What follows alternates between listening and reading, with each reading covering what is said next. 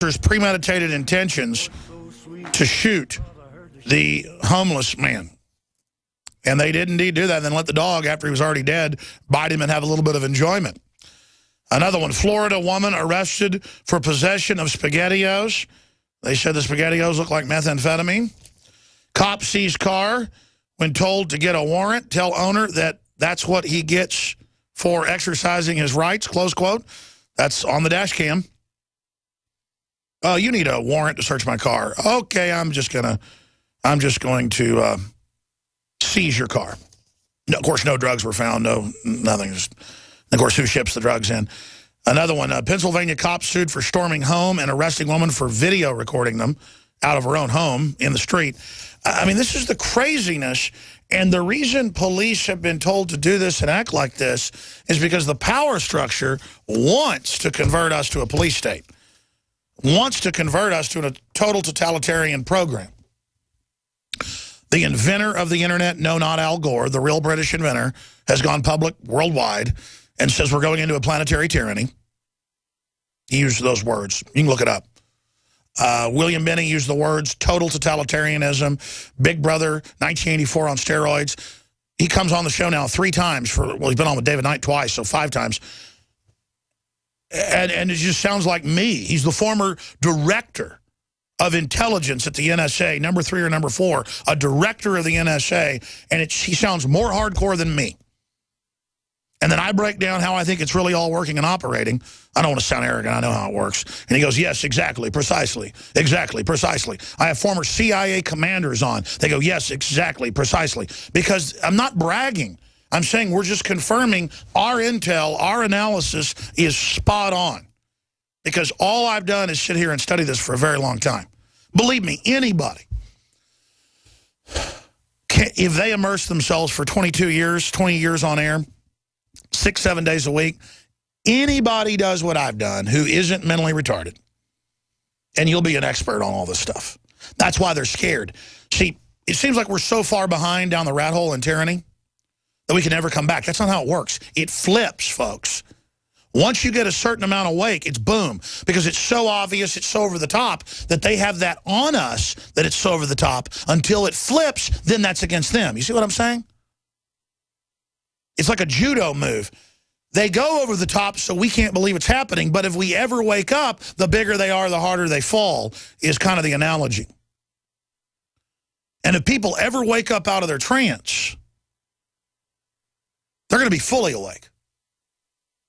It's kind of like, have you ever been halfway going to sleep and then somebody can't wake you up because you were trying to go to sleep? But then if you've been in a deep dream, you can pop out of it fully awake. It's kind of like that. We're in such a deep dream, historically this has happened before, that if we come out of it, it's, whoa, I'm in the Matrix. This is incredible. That's the point we're reaching. And that's why the establishment is so desperate going, okay, mercury's good for your brain. Okay, your kids don't belong to you. 2 + 2 = 5 or 7 or whatever we say. And world government's good, but it doesn't exist. They're trying to just get you used to now all the craziness. They're trying to acclimate you. It's psychological warfare. But if you're aware of the psychological warfare, it's game over. So their attempt to train the military to confiscate our guns and round up liberty lovers and set up brigades homeland under Northcom, in the last 6 years, it accelerated under Obama, undoubtedly. What do you think took the military from 50% awake to 90% awake? And I've had Colonel Schaefer, countless others, that they go, that's the number, 90+%. I'm not just saying that. What took them from 50% awake to 90%? Being called into briefing rooms and trained to take guns and told George Washington's bad. It's the over-the-topness of it. But what are they going to do? They're going to take down America. I'm getting chills right now. I really am getting chills right now. It's just so epic what we're in the middle of. And if we just wake up to it, it's incredible. It's incredible that we could beat them. We could turn the tide. It doesn't mean we'll be in a utopia. It doesn't mean everything will be perfect. But we could stop a real offensive to really bring in hardcore tyranny. But let me tell you, the reason I get chills is, I don't want to say I'm scared because I'm not. It's the opposite. But it's like fear. It's braced. Like when you know you're about to get in a fight with a really mean guy and you're not scared, you're just getting ready. It's an electricity. Because I realize, folks, I'm deader than a box of rocks if we don't turn this around. And your pension funds, your future's gone too. I mean, it's so real. It's for everything. That's why I see men getting all psyched up about a Super Bowl game and they've got their tickets going in and they've got that same male energy that's meant to defend their family and their country. And they're, my team's going to win. That tribal energy is for what's happening now for real enemies, folks. So for me, it's like I'm playing in the Super Bowl every single day. It's like I am, and then I don't feel adequate. I don't feel like I'm worthy because it's so epic. That's why I say, please don't tell me I'm doing a good job. And I don't want to talk about myself either. It's just that I think the way to wake people up is to have that personal experience and just share with you what I've gone through. I didn't believe a lot of this stuff 20 years ago. I was like a mainline Republican. And then I was a libertarian. And I was like, it's all real. So I'm radical because the truth is radical. And so they've miscalculated.